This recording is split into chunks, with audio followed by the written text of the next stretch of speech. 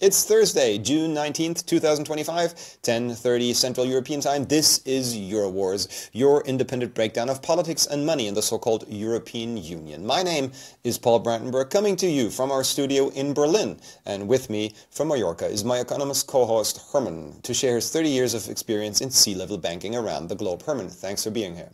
Hello, Paul. Our headlines this week: German military joining Israel's war already? Europe's censorship escalates to protect your health, and migrant riots incoming. Berlin goes LA. Is the German military already actively involved in Israel's war against Iran presently? A few days ago, obviously, a German pilot of a military airplane there, a A400 in the military version, obviously accidentally turned on his transponder while flying over Jordan. That was during the time Israel began to strike Iran's homeland territory. Questions immediately came up if this means that the German Air Force, the Luftwaffe, is actively involved in Israel's strike against Iran. That would be highly illegal, according to German law, because the national parliament, the Bundestag, needs to mandate every use of force of the German army abroad. The portal EuroNews reports that Kenneth Harms, spokesperson of the German Federal Ministry of Defense for Naval Affairs, obviously for Naval Affairs and Air Force Affairs here, confirmed that the German armed forces have a contingent in Jordan and that a German Air Force tanker aircraft is also stationed there. He says the mission is clearly outlined in the mandate Instant Resolved, which was given by the German parliament against the Islamic State.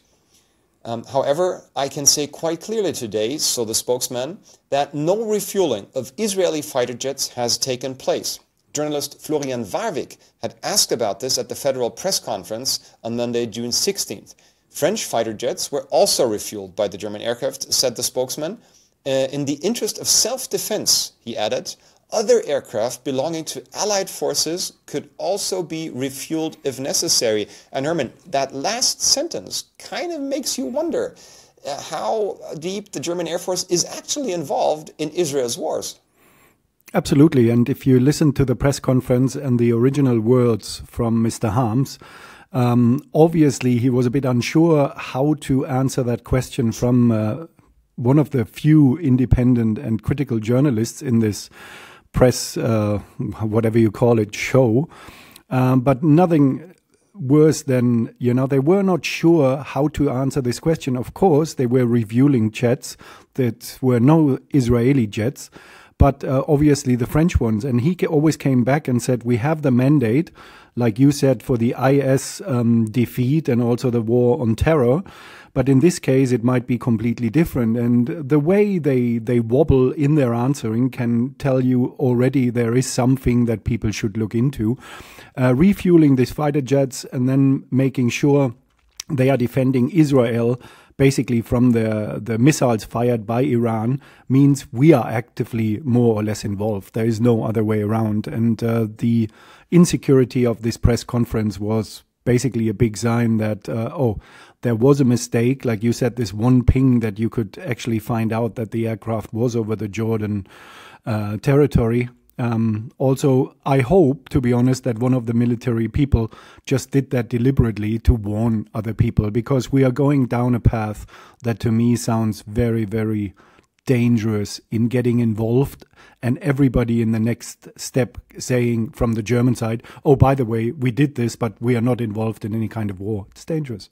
That's the official stance, and yet what you just mentioned is the conspiracy theory, of course, that's circling around, that this pilot acted deliberately, that he actually turned this transponder on. Of course, the other version would be that it was incompetence, which, if you know the German armed forces, is also highly likely. So both solutions or both answers could be true. But if you look at recent remarks made by Germany's BlackRock Chancellor Friedrich Merz, he's the former chair of the BlackRock Supervisory advisory board in Germany and now just switched his position with that of the Chancellor of Germany.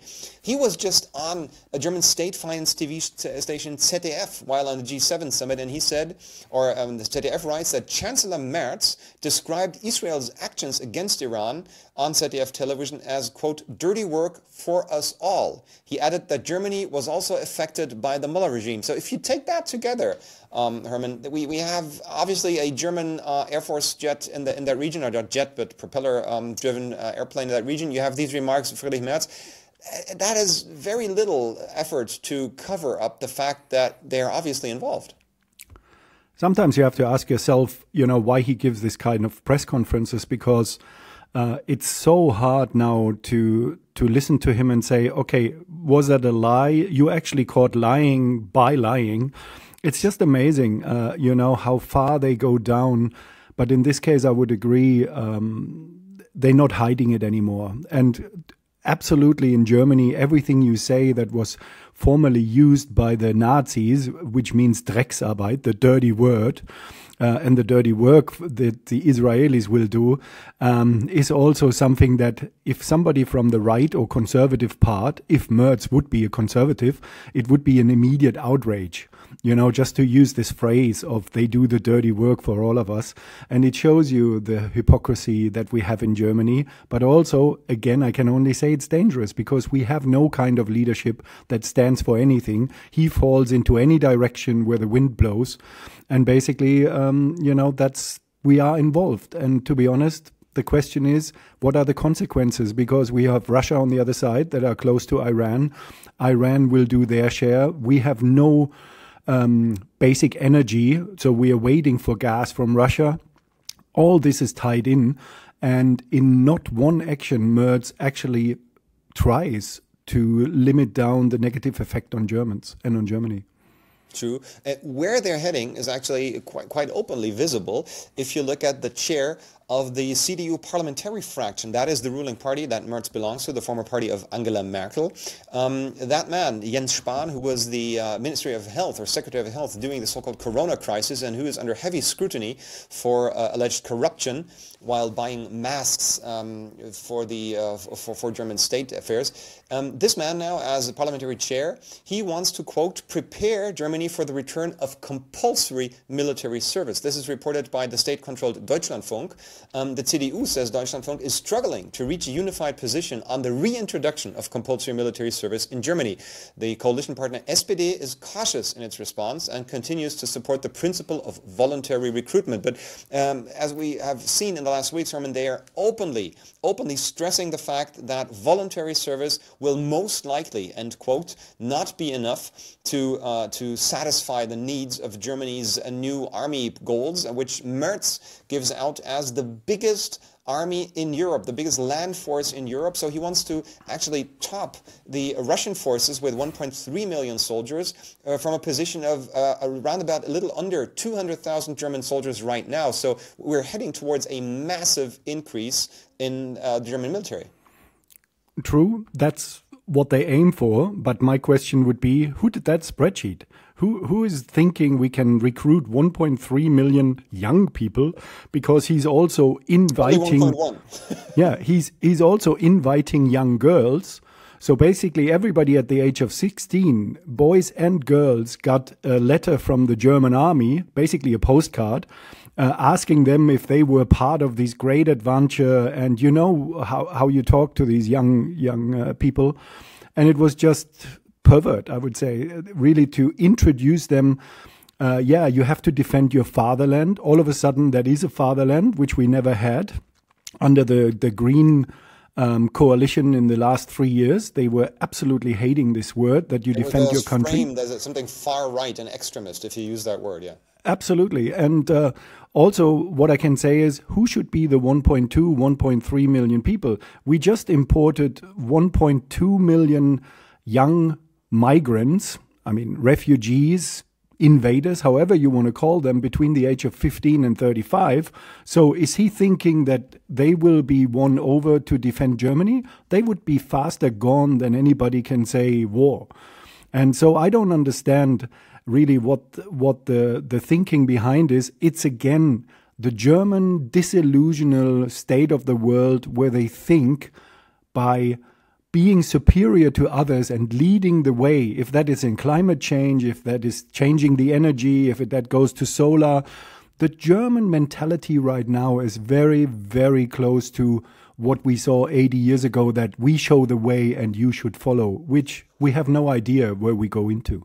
Sad but true. The degree of militarization of everyday life is really, it has been unseen, at least in the last decades that I have witnessed. What you just mentioned there is the German army actually wrote to all people above the age of 16. They wrote them a postcard, like in camouflage optics, asked them to do VIP services for their country. And the remarkable thing there is they did that and broke about every data security law that was available, because it was illegal for the German army to get these addresses from the German officials. In Germany, you have a system comparable to other European countries where people have to go to the authorities to register where they're living. Americans do not know this system. It's called Meldepflicht in Deutschland. So the state actually owns this data, but it's prohibited to use it for these kind of things. So there's an actual law against that, and they broke that law without any consequence. They just wrote to every 16-year-old boy or girl and tried to motivate them to join the armed forces, not for a general purpose, but with the concrete point there that we need to defend ourselves against a threat that is rising, and a threat that will come in 2030 at the latest. So it is open preparation for war on a general scale all through German society, obviously, Hermann. Absolutely, and I can only say, you see the incapable situation that the Germans are in. They have about 1 million reserve soldiers, which are actually required from time to come back, freshen up their military service. And one speaker of the German army said, we lost 1 million people because we have no contact to them. So you go to war with anybody, with Iran, with Russia, with whoever, and you say, oh, by the way, we can't contact our soldiers. Well, that's the state of Germany in 2025. It sums up basically everything. Blatant incompetence. That would bring us back to that pilot over Jordan. And my guess would be it was really just incompetence. But let's hope that incompetence will save Germany this time, because its leaders will most likely not. I mean, the kind of promotional videos and also clips that are coming to social media. I think the German army also discovered now TikTok. You know, they sell it to the young people as this adventure.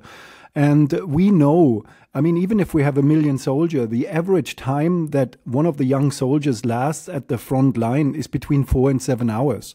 And also the German Ministry of Health, which we talk about in a second, the Ministry of Health came out and said we need to prepare the German hospitals for 1,250 injured people per day. So they are really, really preparing for war. And that is ridiculous. We should stop that. They set their mind on war. And they also set their mind on what you just mentioned, on a project that the German Ministry of Health is now backing. That brings us to our second headline. The EU censorship now claims to protect your health. The European Commission, that is the unelected bureaucratic body in Brussels that claims to be sort of a superpower or a supernation combining the member states, or the inmates rather, of the European Union. This European Commission is currently introducing what it calls a European democracy shield. That is a collection of new regulations and new governmental offices, of course, and jobs to, quote, counteract the growing hybrid threats to European democracies and electoral process, as EU functionaries put it. The EU Tech Commissioner, Henna Virkkunen, said at a hearing at the European Parliament that democracy in the EU is, quote, under threat. Justice Commissioner Michael McGrath said it was because of this that it is now time to, quote, step up our efforts to better protect and promote democracy in the EU and strengthen public trust. He expects the Democracy Shield to also serve to, quote, preserve the integrity of elections. And this remark, I mean, seriously, Hermann, that can be interpreted as cynicism, given the fact that the EU itself recently just manipulated the results of the Romanian presidential election, actually overthrew the results results. And the former EU commissioner, Frenchman, even announced that Germany would face a similar treatment if it did not vote in line with the EU wishes. So some of these structures that the EU obviously wants to construct there with its democracy shield, they're already part of the so-called Digital Services Act that we've heard heavy quarrels about with X and Elon Musk. So they are already enforcing this democracy shield all over Europe recently. We talked about this earlier. And now, that is what you just mentioned, now a German official stood up and introduced something or warned of something that might, and at first glance, look as something completely different. This was this news announcement here from Deutschlandfunk, where Germany's governmental commissioner for drugs, a man called Henrik Streeck, said AI will further increase the risk of addiction to social media and internet content, especially for young people. The commissioner stresses the fact that this is harmful media consumption among younger people, and it has, quote, has to be fought against with legal measures. So, I mean, of course, Hermann, one could say that this is just the next conspiracy theory, but given that this is just sort of synchronized in time, that Mr. Streeck here warns about health issues if you consume social media and online information, and the European democracy constructs this democracy shield. I mean, maybe it's just me, but it sounds a bit as if this is synchronized. It is globally synchronized, not only German. You had the first one, I think, was Jacinta Ardern in New Zealand years ago, and she said, only trust our news. You know, the same as Ursula von der Leyen for the EU. If you consume news, trust us. And this from Hendrik Streeck comes exactly at the same moment than Daniel Günther, which is the MP of Schleswig-Holstein in the north of Germany, where he blatantly says we have to basically disallow any use of social media under the age of 16. On the other hand, they want, in the EU election, they want 16-year-olds to vote. You know, so the vote age is going to be lower down because they thought at the time that young people mainly will vote green left ideas. They're still pushing for that. They're still pushing for that. At the same time, yeah. Yeah, but what we saw in the German election is that this age group is half of it is conservative now. So that is my hope, that these young people are not being so easily manipulated, because they will find ways to listen to free or other media. Let's put it this way, to various points of view, and the propaganda now comes to, in my view, to an end, to a dead end, because people look at it, smile, laugh, and then unfortunately they pass this into law. But I think with the youth behind it, it becomes a bit of a revolutionary act, and you saw that with the voting for the AfD, that 16 to 22-year-olds say, you cannot tell me what I have to vote, I do the opposite. And that basically gives me hope that we have a more open, what they want, an open society where different viewpoints are exchanged and are discussed. But what the EU and what the German ruling regime does is basically, no, I have to forbid, I have to cancel everything that you will be influenced, which is not my point of view. And it will not happen. Unfortunately, they are in a position where they try to win, and it will be hard, but they have no chance, I think. Well, guess what? There's another coincidence right around the corner. We have the parliamentary vice president, a man called Bodo Ramelow, who is a member of the former SED, the ruling dictator party in the former GDR and the socialist tyranny on German soil. Mr. Bodo Ramelow, he's now the vice president of the German parliament. He just now spontaneously, and of course without any connection to the before mentioned, he now pushes for stricter regulation of social media after receiving death threats against him and his family. So he, quite obviously, he claims to have received an email threatening with death, which is, of course, a vile crime. But his consequences is very precisely to push for stricter regulations of social media. So, I mean, again, the guy could just be incompetent and not know that email is not social media. But where's the connection? Where's the connection between social media and a death threat by mail? Well, look at the person who says it, Bodo Ramelow, right? He was the MP of Thüringer, but Prime Minister. Yeah, the prime minister. How did he become that? Because we had an election where somebody from the FDP, from the Liberals, won the election, and basically Merkel called from Africa and said, "This is unacceptable. We have to reverse this." And we have to explain that really happened. I mean, that was actually the case. A guy won that local prime minister election from the Liberal Party, but he was elected with votes from the AfD, which is framed as far-right, right extremist Nazi party. That was not acceptable. And Angela Merkel literally took up the phone and said, we have to reverse this result. And that was done. I mean, people just probably won't believe it outside Germany, but this really happened, literally. Yeah, and then the one who was voted in, he received death threats, and he stepped down because the pressure was so hard against him and his family. So now, in this case, he's claiming the same thing, so they know it works. I'm not playing it down that there are death threats, because there are many lunatics in this world that send you constantly, yes. Yeah, but on the other hand, let's go at number 2, what Ramelow is famous for. Remember when we had the COVID measurements and we had this draconic system coming down on everybody who questioned the measurements, what they did for COVID? We had this Ministerpräsidenten conference. So all the states, the head of the states came together, which is not a legal thing in any kind of constitution in Germany, but Merkel got them all together, 17 of them, or 16 of them. And Ramelow was caught playing Tetris during one of the most important discussions, basically if we have mandatory vaccination or not. And he was sitting there and was playing Tetris, and he was on camera, and therefore, don't cry. He just made it into the parliament and is now the parliamentary vice president as a former SED man, so basically representing the German Democratic Republic, and also openly attacking AfD, the more conservative arm in parliament. This person is not trustful. So I don't know what to say. We are always bringing these people up that are politically dead. So it shows, again, what we say basically every week. It's a club and you and I ain't in it. Quite obviously, and from what they're doing right now, they're just openly pushing for direct censorship, something that BlackRock Chancellor Friedrich Merz actually said that will take place. He said when he took office a few weeks ago, he said Germany will massively increase its fight against disinformation, misinformation, and untrustworthy media. And I have this feeling, Hermann, that we are the untrustworthy media in Friedrich Merz's world.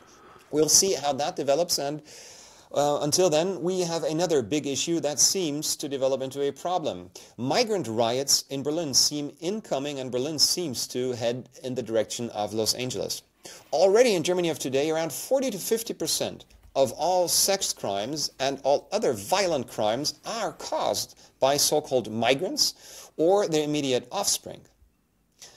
All in all, 42%, almost half of all suspects in crimes in Germany are such people with a migrant background. That's the wording the woke political regime uses. The vast majority of these perpetrators is of Arabic Muslim descent. So it is, however you put it, not a problem with migrants or foreigners. It is very precisely measurable, a problem with Arabic Muslims we have in Germany. All of these figures are from official numbers presented by the German Federal Police in their yearly crime report. And despite these facts, those who openly talk about this cancer of Arabic Muslim crime in Germany are cancelled as right-wing extremists, as anti-Muslims, and any other form of enemy of humanity in general.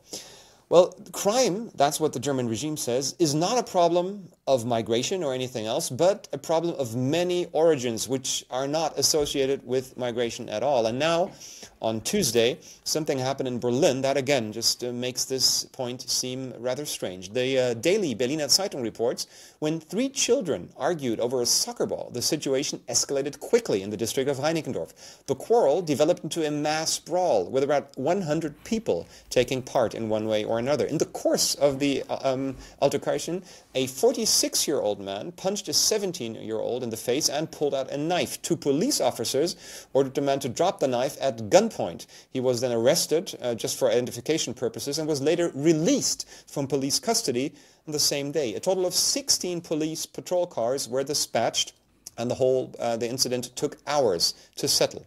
Of course, the state-affiliated media in Germany did not mention the names of the alleged perpetrators or their ethnic origins. So at this point, we can only guess who these people were. But if we take a look at pictures such as this, we, I guess, have an idea of which origin they are. So, Hermann, how long until we openly admit in Germany that we have a massive problem with specifically Arabic Muslims causing masses of crime? As long as we have the woke policy and the especially young to middle-aged women denying that this is the biggest danger that they will face in the future. And what you just said highlights exactly the problem. The man was arrested for identification purposes and later released from police custody. And the same thing, I lived in Kreuzberg in Berlin, very close to a park where drug dealing is a daily affair. And you see these policemen coming in, they arrest people, and sometimes they say, in 45 minutes I'm back. That's how far they are actually exploiting the system and say, look, you can do whatever you want. We have political backing. And if you see the judges, how their ruling is, these people have not to fear anything. And that is the biggest danger, because in this case, you will see that from age 7, these young kids are so socialized that they sometimes have no respect for women, they have no respect for other religions. They go to school and they call us the German Kartoffels or the German potatoes. And basically in some of the streets in Kreuzberg, I know of a school which is now at 100% migration background. And again, the mixing of all these words, migration, refugees, visitors, whatever you want to call it. It's not true. Absolutely. The problem is Arabic Muslims. The problem is the misinformation by the government, because they are not telling us the truth. And sometimes you see when people ask, give me the names of the people, just the first name. Give me the first name basis. And coincidentally, in Germany and especially in Berlin, the number one boy's name for newborns is Mohammed, right? So it shows you kind of where we go. And to be honest, you can have different opinions, I don't care, but this information should be released, because to me it's a kind of disinformation not to release the proper statistics that we have. On the other hand, they are basically manipulating any kind of statistics, because if you see that our new Minister of Interior, he came in and he said, no, the biggest problem is still from the far right. Yes, if a migrant goes and shows the Hitler salute or draws down a swastika, that is officially a right crime. So from the far right. So of course, don't trust any statistic that you don't have manipulated yourself.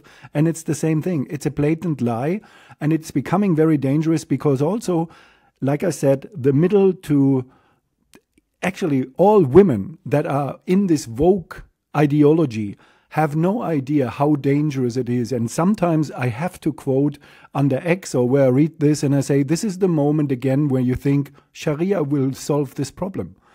Because they're crazy. You know, they know if everything goes according to plan from these migrants, they will be covered up pretty soon. So, and it's not only a joke. If you look at the fact, again, this is not a joke. This is not painting the picture too extreme.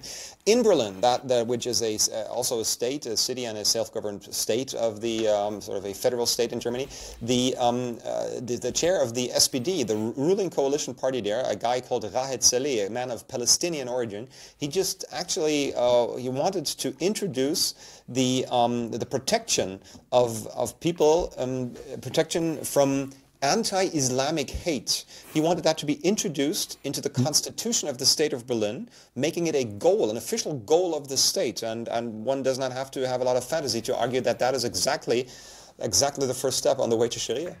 Well, to be honest, I think what was the first book from Michel Houellebecq, he clearly describes when Muslim migrants become 5%, they want political representation. And from then on, countries fall.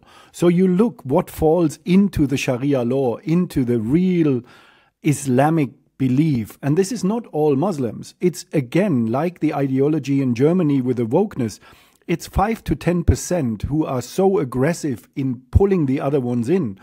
Hollebeck clearly demonstrates how a country falls prey to Islamic, to far Islamic positions, and we are on this way because right now, who should defend Germany? Who should stand up? As soon as you stand up to somebody threatening someone in public transport, the police will be called, but they arrest you instead of the one who does it. So you see, like I said last time, even 16-year-old, 17-year-old girls are not allowed to have pepper spray with them when they go at night into Berlin with a public transport. It's all orchestrated, and that's what we have to change. And therefore, we do these videos where we also go with the English speaking and say, look, it's dangerous. We are in a situation. Yeah? And if you wanted to find out for yourself how far down this path Germany is already has gone, you just have to Google a quote from Omid Nouripur, a man who is still or was just until recently, the federal chair of the Green Party and also of Arabic descent. He just openly said that Germany needs to introduce Sharia law and added at least those parts of Sharia law that are compatible with the German constitution. You be the judge which parts of a Sharia law can be compatible at all with a liberal Western constitution. One thing to mention here, Nurit Omnipur, like Bodo Ramelow, is the vice president of the German Bundestag. He sits there. So it's unbelievable how far in the political landscape these extremists sit. They are extremists. They are the ones, not us. We're just warning everybody. Sorry. Thank you for that addition. Thank you, Herman, and thank you out there. That wraps up this issue of EuroWars. Join us next week for your breakdown on politics and money in the deep state hellhole that is the European Union.